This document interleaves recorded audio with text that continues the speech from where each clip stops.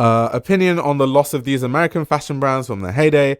Donna Karan, Michael Kors, Calvin Klein, Bill Blass, etc. Did licensing play such a significant role in their fall from luxury?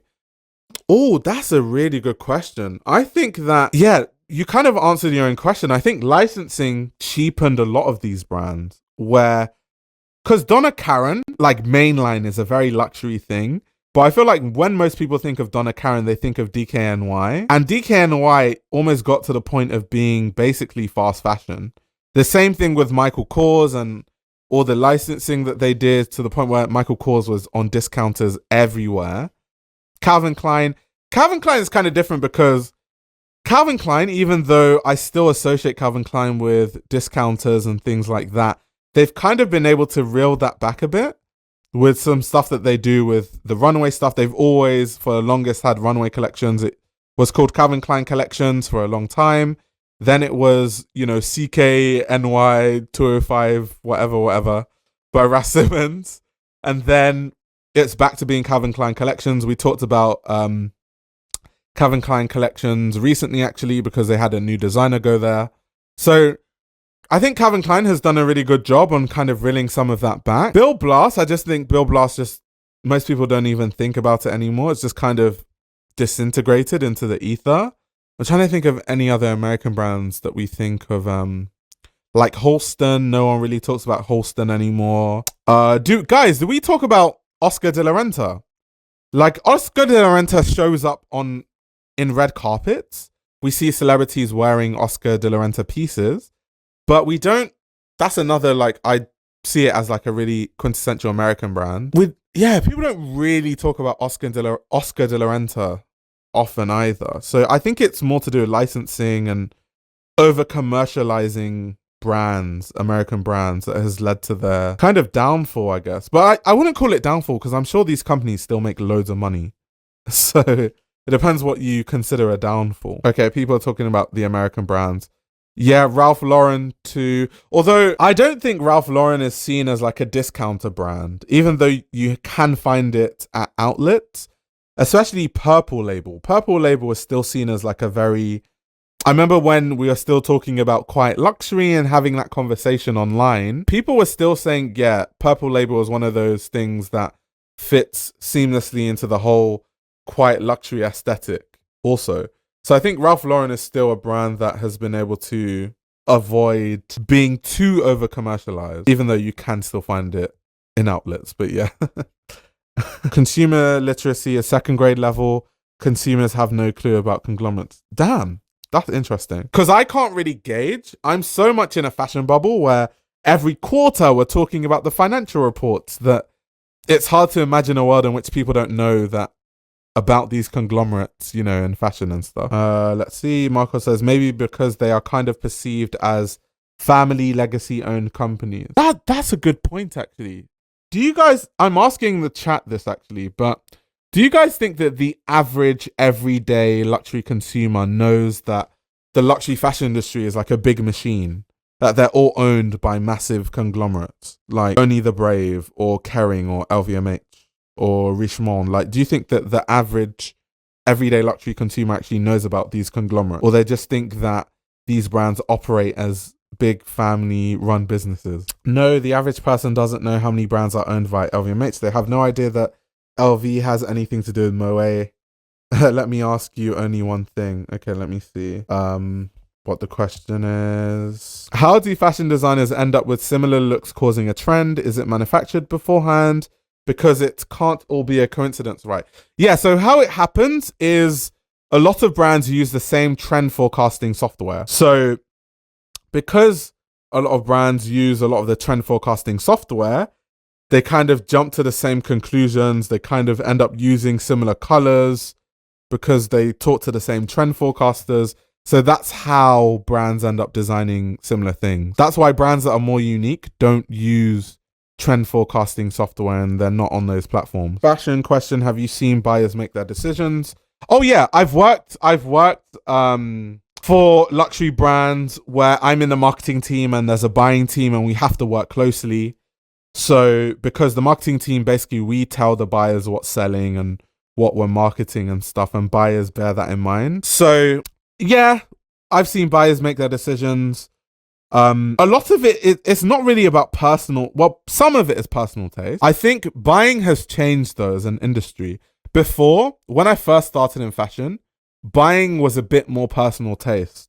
So you would have a buyer that was just like, this is what I like, this is what I think is cool, and they would buy that for a store, and that would be it. But I think now, because retail is dying, it's a lot harder, it's a more competitive industry, people are using stats more and more. So they're really looking at, okay, statistically, what sells in the store, black trousers, interesting sweaters, black boots. So they're looking for, okay, what black boots that I personally like, and that's where the personal taste comes in.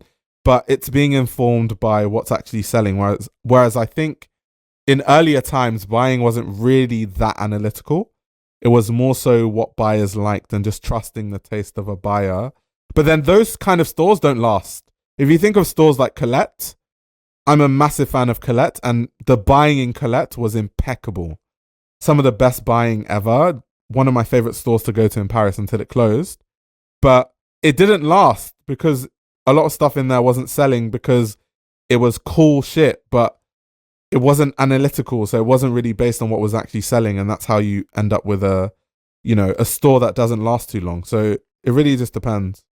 How long until you think we start seeing all the empty jobs at the big houses get filled? I think it's only a matter of time, to be honest. You know, this modern iteration of musical chairs that happens every once in a while, this is now, we're seeing another 5.0. I think everything is going to make sense in a while, soon. We're going to see who goes to Chanel, and we're going to see who goes to all the other brands. Margiela, when John Galliano leaves, we're going to see all of that within the next, let's say, 3 months. Let's see. There's this question that I want an answer. How did tight nylon-made Lululemon yoga suits become such an insane hype thing when actual traditional yoga clothing was like sari made with cotton and linen? Yeah, isn't yoga like an Asian thing? Like, I haven't necessarily looked at the history of yoga, but I do think it's an Asian thing, right, historically. And modern yoga is like an Indian thing, no? It could be. I could be wrong. Correct me in the comments if I'm misspeaking. But I just think it's just sometimes for things to be big in the West, you need like a Western company that repackages it and, you know, makes it easy to understand for LA rich people. Like you just need that to happen for it to be big in the West. So I think that happens all the time. And yoga is just like one example of that with the Lululemon and all that stuff. But I think that happens a lot of times with many different things. Do you think fashion brands will go for the better financially in the future? Go for the better financially in the future. Besides LVMH or Kering, I saw some brand sales are slowly declining. Oh yeah, like soon in the next stream when we talk about what's trending in fashion, we're going to go through the Kering report. But Kering's last report, every brand saw a double-digit downturn apart from, I think, Bottega. But that has something to do with like just Kering brands being downhill, but also the luxury market in general is down across the board. LVMH also saw bad financial performance. I don't think this is like a long-term thing. I think it's more of a short-term thing. We're still in a cost of living crisis. Like, don't forget. We're still in like an economic downturn. It just doesn't feel like it for some strange reason because it's not as bad as, let's say, 2008 or something, but we still are. Oh my God. So I have not seen this documentary, but I want to. Someone actually messaged me on Instagram and said that I should watch the documentary about Brandy Melville. I just haven't seen it yet, but I can imagine it's really, really good and really interesting. I've heard that it's very spicy, very, very spicy. But a lot of it I'm already aware. Like even, you know, the fact that fast fashion is dumped in places like Ghana. I talk about this all the time. Let me show you guys a video where I talked about this, for example.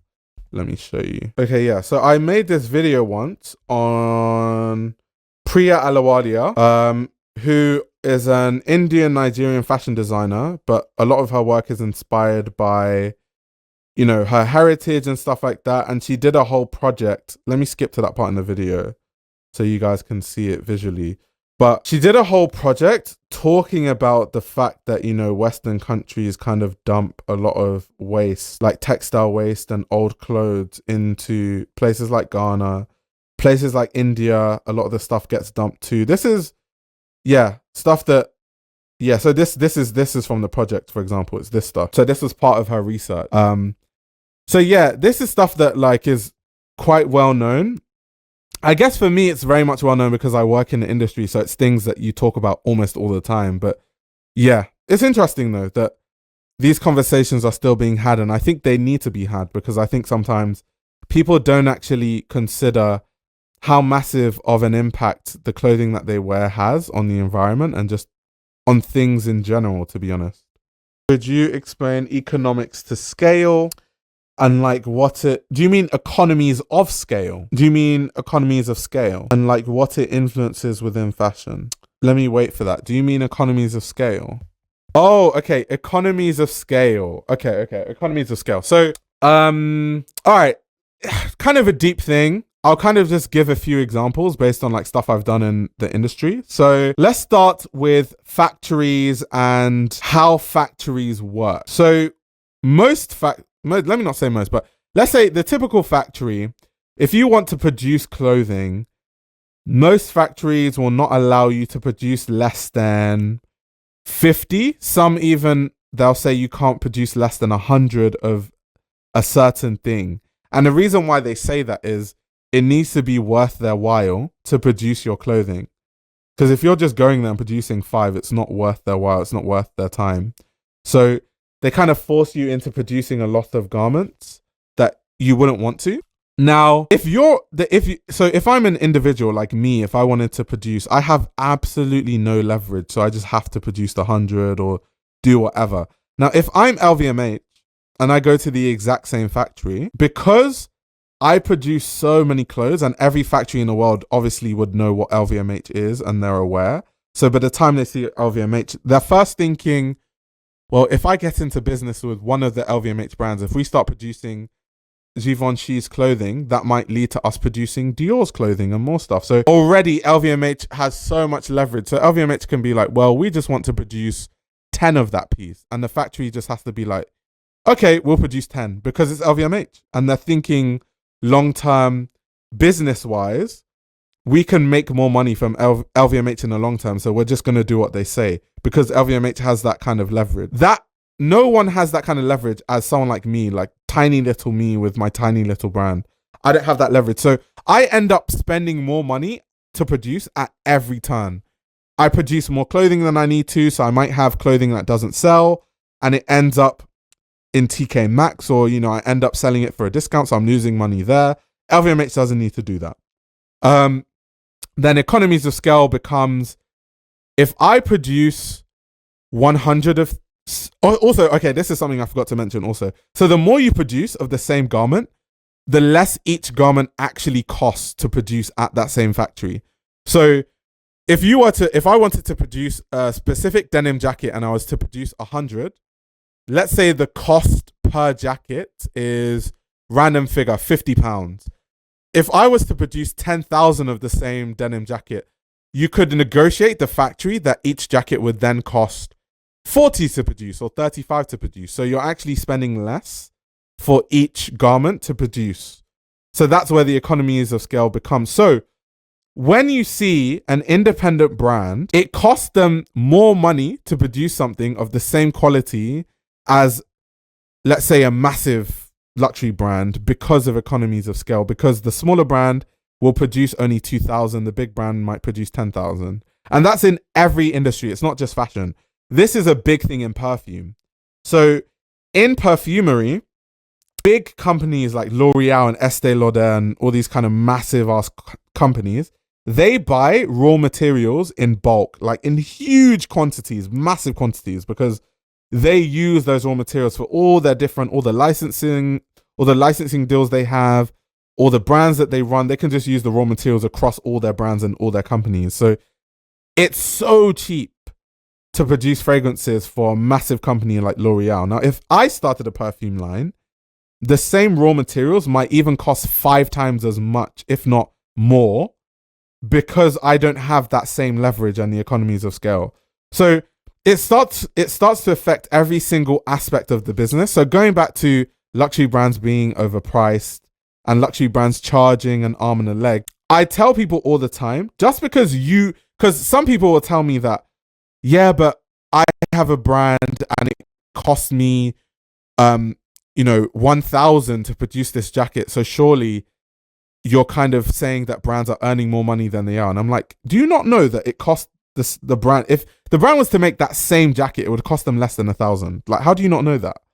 A lot of people don't know that because maybe they haven't worked in the framework of a luxury brand like I have in the past. So I've seen it happen. I've been there. I've seen it. I've been part of the teams. I've been in the warehouse. I've been in the factories.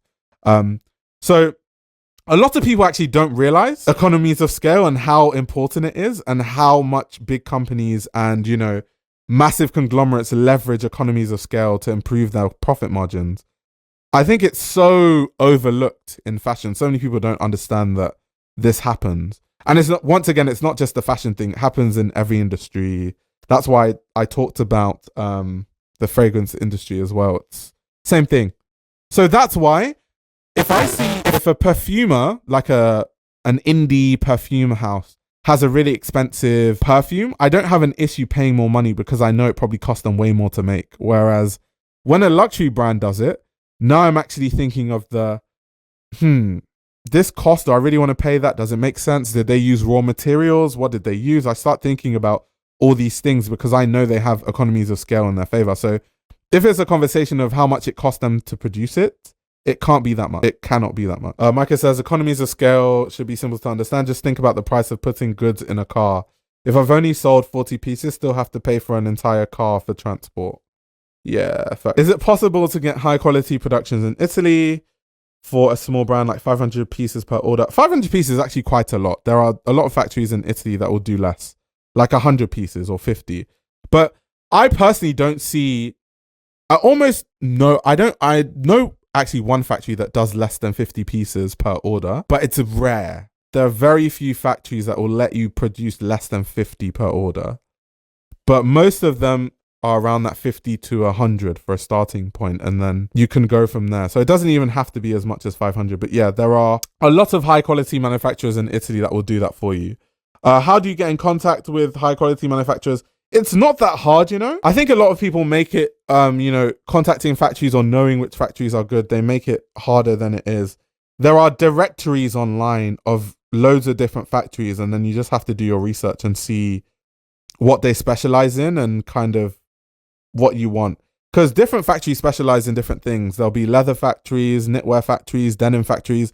And these factories might tell you, oh, we can do everything, but you probably don't want to do that. You want to go to the factories that specialize in a certain thing and produce that with that specific factory. So it really just depends, once again. A lot of brands have a whole separate tier of products they make explicitly for discount stores. Oh yeah, 100%. I've talked about this on Patreon. But for people that don't know, when you go to an outlet, so in the UK, one of the outlets is, there's an outlet in a place in the UK called Ashford in Kent. There's a really big, well-known outlet there. There's Ralph Lauren is there, a lot of other brands like Superdry and a few other brands. When you go there, the stuff that's produced in those like outlet stores are clothing that's specifically produced for outlets, and it's cheaper quality. You would even notice it. Like when you go to an outlet of a luxury brand, like compare those clothes to stuff that you see in the main stores. It's actually different, and it's made different. And this is something that has always been a thing. By the way, it's been a thing for forever, which is why I talked about it in a Patreon video, because it was in How Luxury Lost Its Luster. Dana Thomas was talking about it, but this is a well-known thing in fashion. But yeah, good to mention because some people still might not know these things, and it's not. I obviously don't assume people know these things. I do, obviously, because I work in fashion, but that's not the case for most people. See, when brands agree to sell to retailers, do their contracts specify when and by how much the retailer can discount the items for? So, that's a good question. It depends. So I've seen contracts where, and actually, let me tell you how it normally goes. So if you're, and this goes back to leverage. If you're a new designer, you almost have no say because you just kind of want to make money. So you kind of just sign your life away. And, you know, brands can discount their products as they see fit. Now the ones where, you know, the retailers can just discount whenever, however they like. I only see that for small brands. I never see that with big brands. Big brands always have things contractually that means that either you can only discount things that we discount, or you can't discount things at all, or you can't. It really then comes down to the specifics of what they sign. Not every contract is the same, for example, like it depends on the brand, but it just comes down to leverage. So the bigger brands, the brands that make more money, they have more leverage, and those are where you see, no, you can't discount unless we discount, that sort of stuff. But the small brands, they almost have no say. They honestly just have no say, which goes back to why I'm saying that if I had a brand, I wouldn't stock in a store until I had leverage, until my brand was like buzzing and, you know, buyers were begging me to stock my stuff in their store and stuff. What are your thoughts on AI in fashion? So I don't know what exactly you're talking about when you say AI in fashion, because obviously it's a broad concept. What I will say though is that a lot of the use cases of AI in fashion, they haven't been amazing. Like, you know, when they do those AI runway shows, they just aren't that interesting to me. I don't find them interesting, but I think hopefully in the near future, we'll have better applications to use AI in fashion. But for now, the only interesting things I've seen is like I've seen AI used in these mirrors where you can change into different. So let's say a store has a product range of all different things in a store. They have these mirrors connected to AI that essentially you can change into different clothes and see how clothes look on your body without having to actually physically wear those clothes. That is a very interesting way to use AI, but most of the ways that they use them are just very uninteresting. It's just a very gimmicky, weird looking runway show. And everyone's like, oh my God, this is amazing because it's AI. I think the novelty is more so that it's being done with AI versus it actually being anything interesting from a design standpoint. AI has that shallow wow factor to people who know barely anything about design. Damn. You're low-key right. It reads like a hot take, but Carolina, you're completely right. LALC says it's better to buy in a country where the brand is from. Andy for good deals. Add sales season like buying Dries in Belgium or France doing sales. Yeah, and in Belgium they do those sample sales. I don't know if they still do them actually, but I used to go to them like years ago. Do you think the restraint of being commercial in fashion design can also be an avenue to innovate? Oh, 100%. I think that a lot of innovation comes from restriction. Definitely. I definitely think there is, but that has to come from a designer that truly cares. But I definitely think that in the box of being commercial, because you have to sell, because that's the reality of having a fashion business, there is a lot of innovation that can happen there, even within that. This YouTube channel runs on your support. If you want to support the channel, you can subscribe to my Patreon. You'll gain access to exclusive content that includes everything from my Patreon podcast, where I give a behind-the-scenes insight into the fashion industry, as well as a fashion book club, where I review my favorite fashion books. You can also check out my fashion ebook, which highlights the best fashion journalists to follow, definitions of common fashion terminology, and how to determine what a good source of fashion information is. The links to everything are in the description below.